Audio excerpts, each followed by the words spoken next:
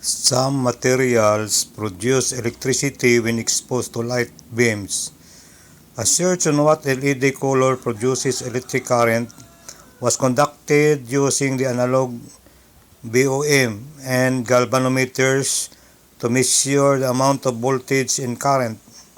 The instruments I used were not sensitive enough to detect the very weak current produced by the LEDs. Having acquired a digital voltmeter, I found out that the green and violet LEDs produce higher voltages. These DBMs are expensive and not available in many small cities.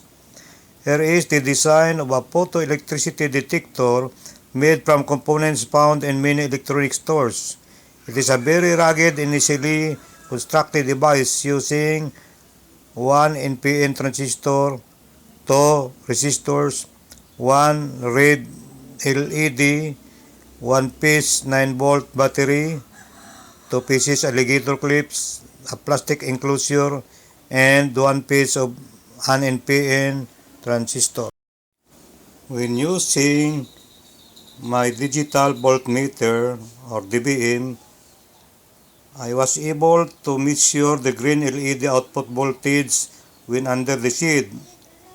It is 0.14 volts, and when the green LED was directly exposed to sunlight, the output voltage is 1.15 volt.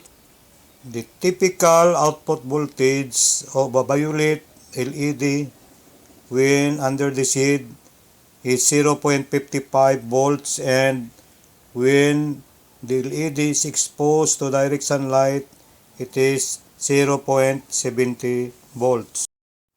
I also measured the output voltage of the blue light-emitting diode and found out it is a very low output voltage. It is 0.02 volts.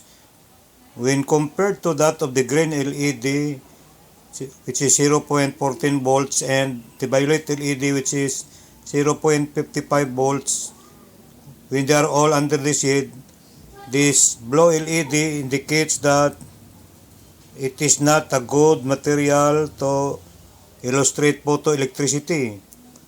Other colors such as the red, orange, yellow, and transparent were tried, but all of them gave low output voltages.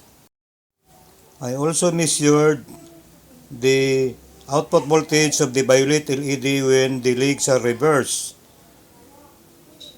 Then the DBM or the digital voltmeter read negative 0.55 volts instead of the normal value 0.55 volts.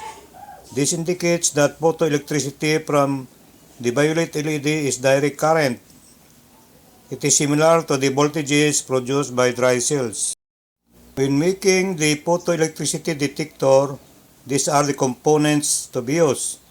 One piece battery connector, one piece 9-volt battery, one piece red LED, one piece red alligator clip, one piece black alligator clip, two pieces PNP transistors, which is C9012, one piece NPN transistor, which is the 1402, one piece plastic enclosure, one piece plastic circuit board, one piece black stranded connecting wire number 22, which is 20 centimeters long, and one piece red stranded connecting wire number 22, which is also 20 centimeters long. For those who want to construct the photoelectricity detector, I am providing the schematic diagram. So just follow the schematic diagram if you have purchased already the needed components. It's very easy to follow.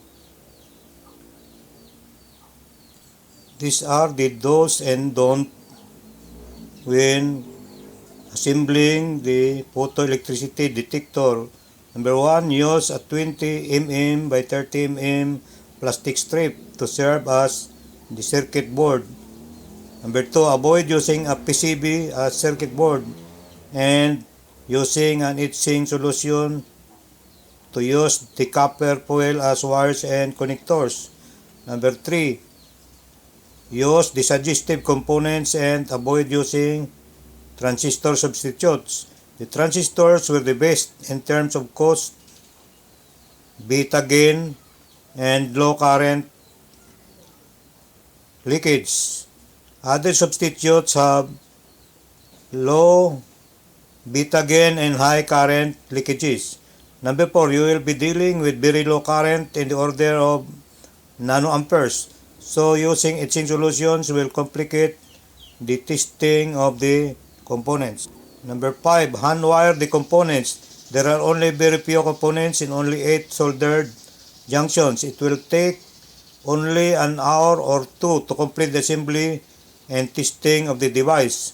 Number 6, punch 20 holes using a pointed 1-inch nail to lay out and insert the components in the plastic circuit board. Number 7, test your completed device by attaching the green or violet LED to the red alligator clip and the black alligator clip. If correct polarities are observed, the red LED display indicator must light brightly. Number 8, the use of the DBM is not needed in the assembly and testing of the photoelectricity detector. To clarify matters, I included many pictures during the testing and assembly of the photoelectricity detector. About the device, this is a very versatile device because it has other uses aside from the featured photoelectricity detector.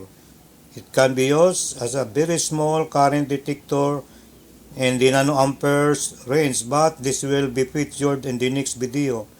This was designed by Eduardo De Quilla, a retired high school physics teacher whose email address is edix@gmail.com.